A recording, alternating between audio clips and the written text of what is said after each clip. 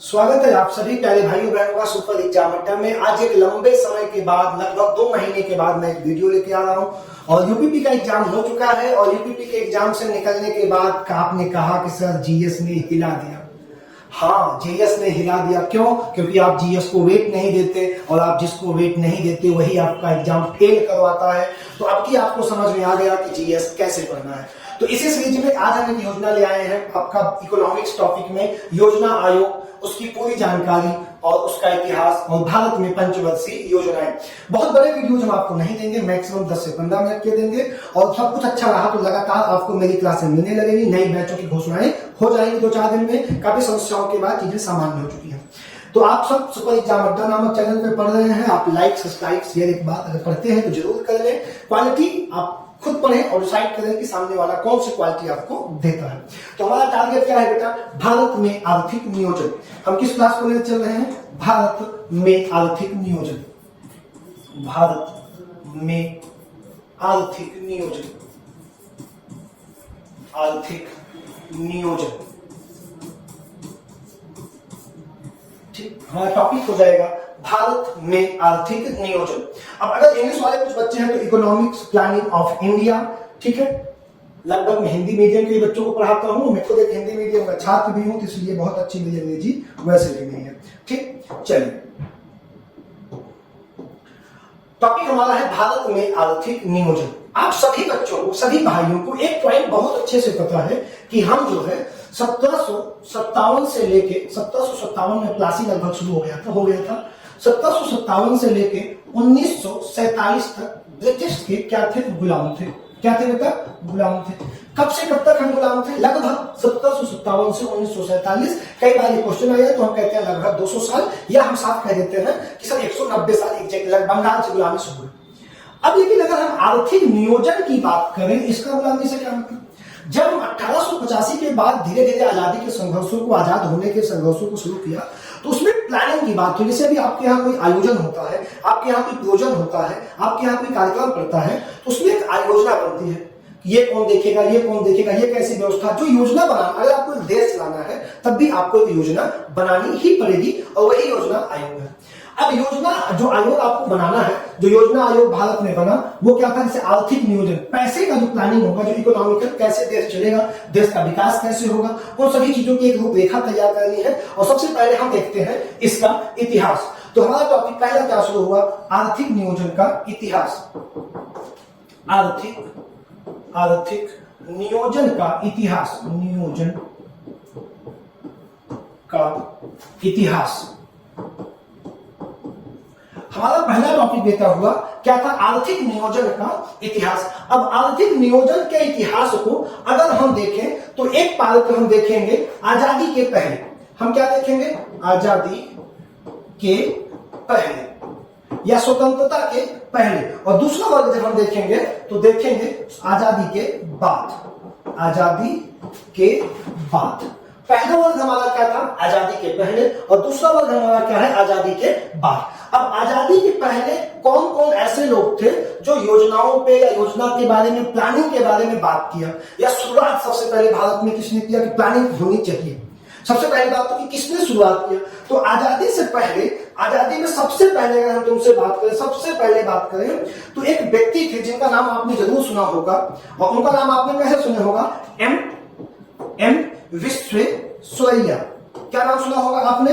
उनका नाम आपने सुना होगा एम विश्वेश्वरैया।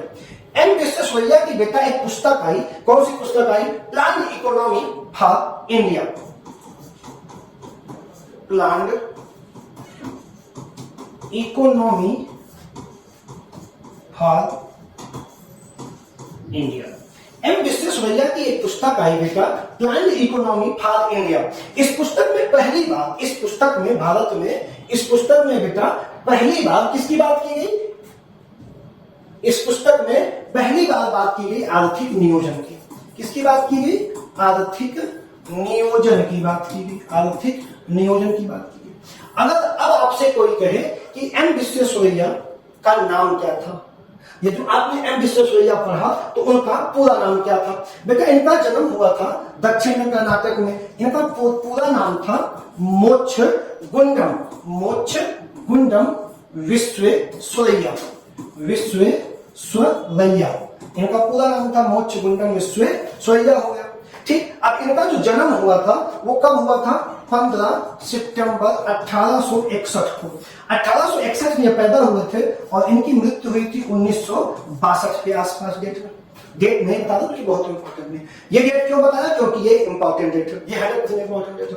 अब हुआ क्या कि जो ये है आपके मोक्षगुंडम विश्वेश्वरैया जी, इनको क्या कहा जाता है? ये इन्हें जो है आधुनिक भारत का इंजीनियर कहा जाता है। आधुनिक भारत का इंजीनियर कहा जाता है। क्या कहा जाता है? आधुनिक भारत का इंजीनियर कहा जाता है। और इनके जन्म दिवस को 15 सितंबर को इंजीनियर दिवस के रूप में मनाया जाता है। 2 पॉइंट पहले तो इनके जन्मदिन को किसके रूप में बेटा? इनका जन्मदिन किस दिन में मनाया जाएगा?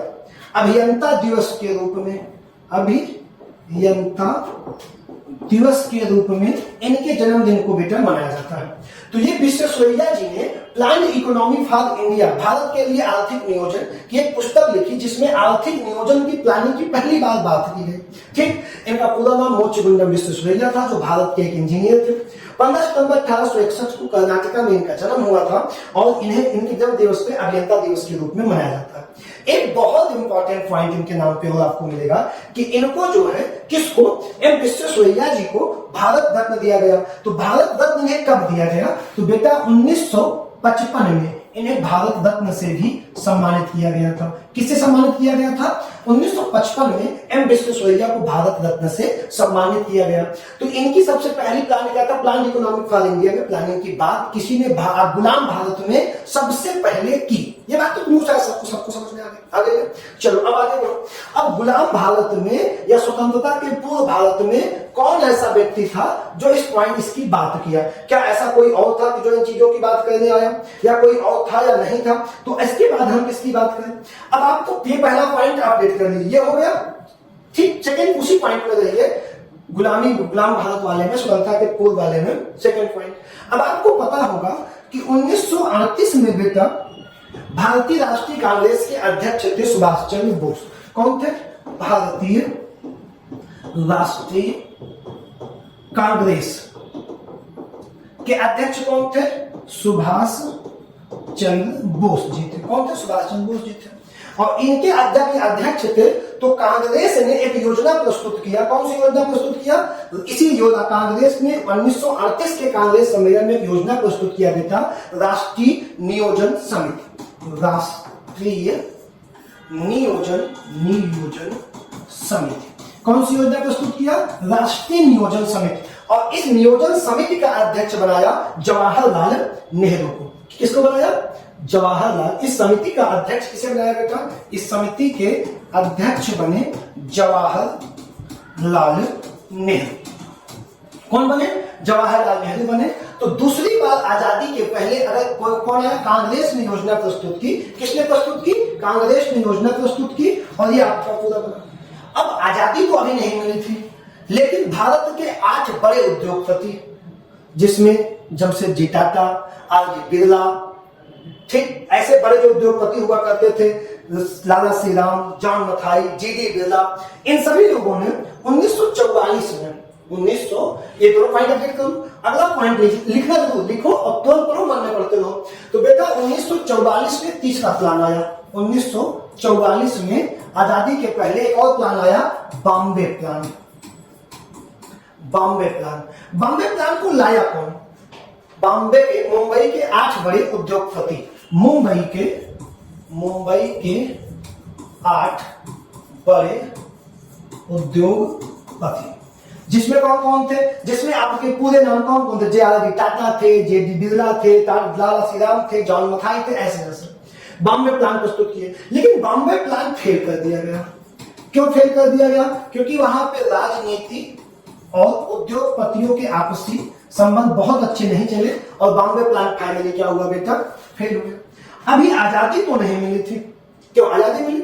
आजादी तो बेटा नहीं मिली थी। और जब आजादी नहीं मिली तो चौथा प्लान आया आर्थिक नियोजन के लिए, नियोजन प्लानिंग के लिए एक चौथा प्लान भी आया। ठीक, वो चौथा प्लान बेटा क्या था? चौथा प्लान था 1944 गांधीवादी योजना। 1944 में एक योजना आई, गांधीवादी योजना। कौन सी योजना आई बेटा? गांधीवादी योजना। इस योजना को लाने वाले कौन थे? गांधीवादी योजना को, तो गांधीवादी योजना को बेटा लाए थे श्रीमन अग्रवाल ने। कौन लाया था, इसको प्रस्तुत किया था? श्रीमन अग्रवाल ने प्रस्तुत किया। श्रीमन अग्रवाल ने इस योजना को प्रस्तुत किया, जिसके बाद अभी बातें बन नहीं पाई और फिर अगली योजना की तैयारी होने लगी। फिर अगली योजना क्या हुई? आने लगी। तो 4 योजनाएं आपकी लगभग आपने देखा कौन कौन सी योजना को प्रस्तुत किया। यहाँ तक क्वेश्चन यही बेसिक आएंगे और ये हाई लेवल, जैसे आपको हाई लेवल का यूपीएसआई 27 फाइनल और लगभग वैकेंसी बहुत सारी आएंगी। तो डीपली पढ़िए, जो पढ़िए मतलब ऐसा यूपीपी में देखा ना क्या हुआ, तो जो पढ़िए फाइनली और डीपली पढ़िए, मेरा एक ही कहना है। ठीक। 1945 में 5वीं योजना फिर किसने प्रस्तुत किया? 5वीं योजना प्रस्तुत किया एमएन रॉय साहब ने। एम नाम पे सुना होगा, एमएन रॉय ने प्रस्तुत किया। कौन सी योजना थी ये? इस योजना का नाम था जन योजना, पीपल प्लान। क्या नाम था? जन योजना। जन योजना इसका नाम था। जन योजना कब प्रस्तुत हुई? 1945 में। इस योजना को प्रस्तुत किसने किया? इस योजना को प्रस्तुत किया एमएन रॉय ने। किसने प्रस्तुत किया? एमएन रॉय ने प्रस्तुत किया। एमएन रॉय की योजना प्रस्तुतिकरण के बाद, योजना प्रस्तुतिकरण के बाद आजादी मिल गई, आजादी मिली और आजादी मिलने के बाद जो है एक प्लान और आया, सर्वोदय योजना। कौन सा आया? सर्वोदय योजना आया। सर्वोदय योजना आया। कब? आजादी के पहले ही ये योजना आपका आया, सर्वोदय योजना। क्या था? इसको किसने प्रस्तुत किया? आपने नाम सुना होगा जननायक या लोकनायक जयप्रकाश नारायण। जयप्रकाश नारायण द्वारा, जयप्रकाश नारायण ने एक योजना शुरू किया, सर्वोदय योजना। ये गांधीवादी नीतियों से और आचार्य विनोबा भावे के सर्वोदय प्लान से प्रभावित होकर 1950 में आर्थिक नियोजन के लिए एक योजना प्रस्तुत किए, जिसे हम लोगों ने क्या कहा? जिसे हम लोगों ने कहा सर्वोदय योजना। कब प्रस्तुत हुई है? 1950 में। तो ये जो हमारी थी, ये कितनी हमारी, ये 5 6 जितनी योजना थी, हम आप क्रम से अगर इनको देखें तो ये आजादी के पहले आने वाली सभी योजनाएं थी, जिसमें सबसे पहली योजना आपकी कौन सी है? सबसे पहली योजना को बारे में सबसे पहली बार आर्थिक नियोजन की बात एम विश्वेश्वरैया की पुस्तक से शुरू हुई। दूसरी बार भारतीय राष्ट्रीय कांग्रेस 1938 हरिपुरा सम्मेलन से शुरू हुई। तीसरी बार कहां पे था? 1944 बॉम्बे प्लान आपके लिए आया, भारत के 8 बड़े उद्योगपति जिसमें आए, जिसमें जॉन मथाई जैसे उद्योगपति शामिल जवाहर मंत्री बने। और अगला प्लान आया गांधीवादी योजना, श्रीमन अग्रवाल ने इस योजना को प्रस्तुत किया, आपको क्लियर हो गया। और छठवां जन योजना आया, एमएन रॉय ने प्रस्तुत किया 1945 में। और आजादी के बाद जो है एक योजना सर्वोदय प्लान आया 1950, जयप्रकाश नारायण द्वारा प्रस्तुत किया गया। जयप्रकाश नारायण की जो योजना थी, ये गांधीवादी विचारधारा, और ये जो योजना बेटा आई थी, ये योजना गांधीवादी विचारधारा।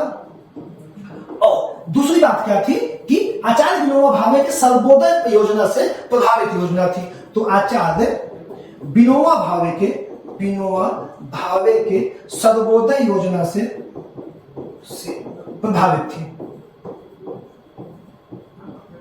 क्या थी बेटा? सर्वोदय योजना से प्रभावित थी। तो ये हमारी हो गई सारी बातें। अब हमें पहुंचना था, हमारा रास्ता था योजना आयोग। हमें कहां पहुंचना था? हमें पहुंचना था योजना आयोग पे।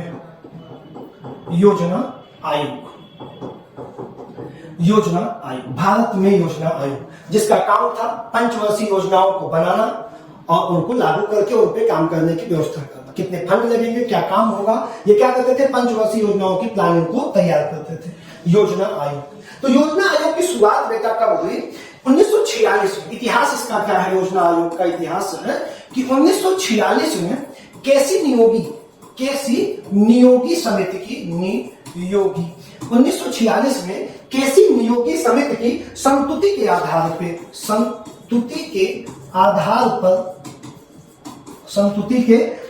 पर भारत में योजना आयोग का गठन किया गया।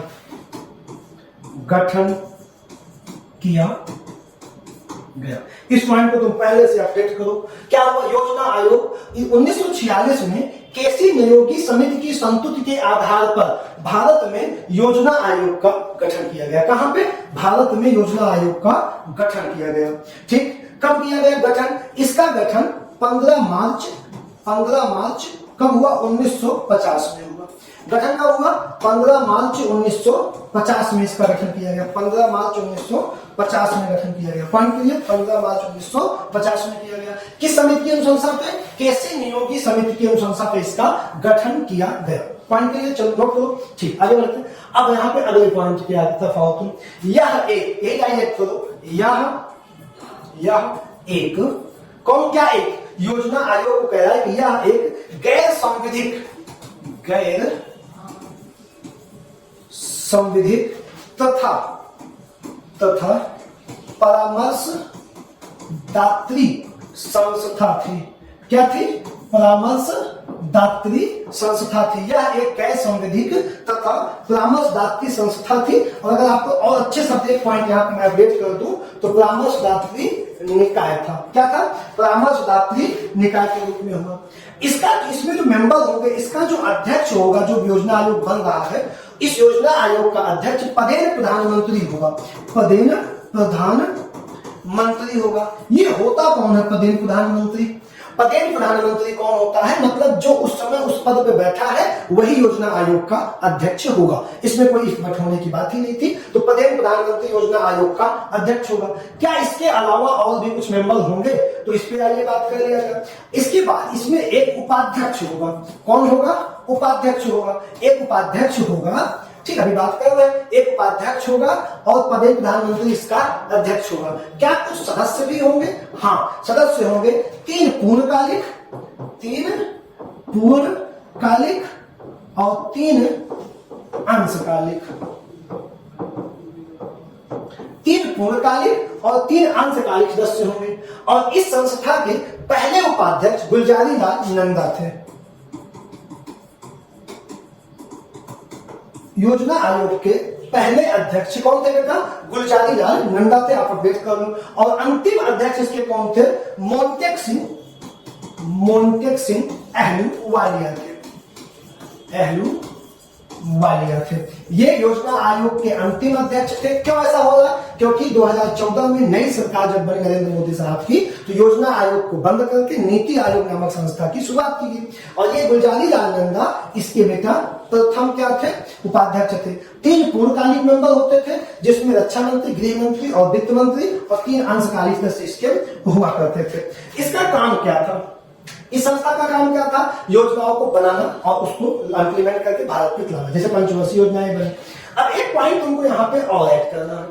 वो पॉइंट तुम कैसे ऐड करोगे? देखो, योजना, आप आराम से अपनी नोट्स उठाओ और लिखना शुरू करो। योजना आयोग